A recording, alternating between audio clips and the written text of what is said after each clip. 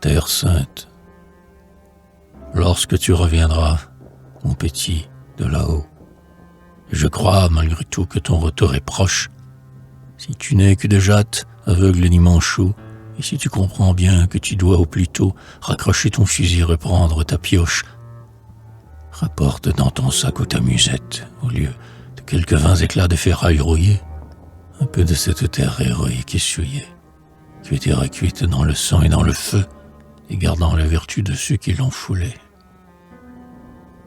Ramasse-la pieusement, à deux genoux, ainsi qu'un pèlerin aux pentes du calvaire, de préférence sur tel tertre solitaire où la petite croix d'aubépine ou de houx marque la place où dort un soldat de chez nous.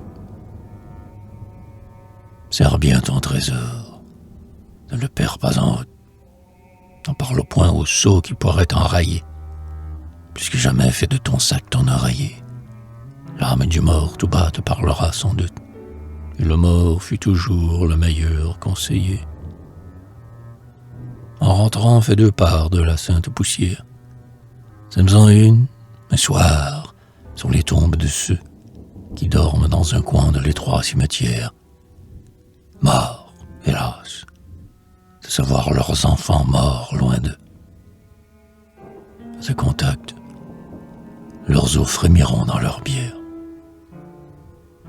Le lendemain, à l'heure où le soleil levant fait chanter la loi et crier la charrue, va revoir l'humble clos dont la pluie et le vent ont fait en ton absence une friche bourrue, et que tes soins rendront plus fertile qu'avant.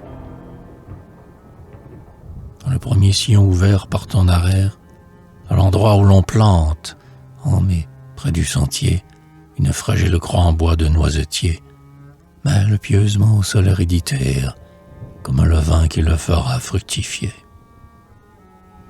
Le reste de la terre en ton sac rapporté, des coteaux consacrés qu'on appelle le front, là où nos soldats morts sans fin reposeront, et leurs cendres par toi sur leur glaive jetées gonflera les épis que leurs fils faucheront.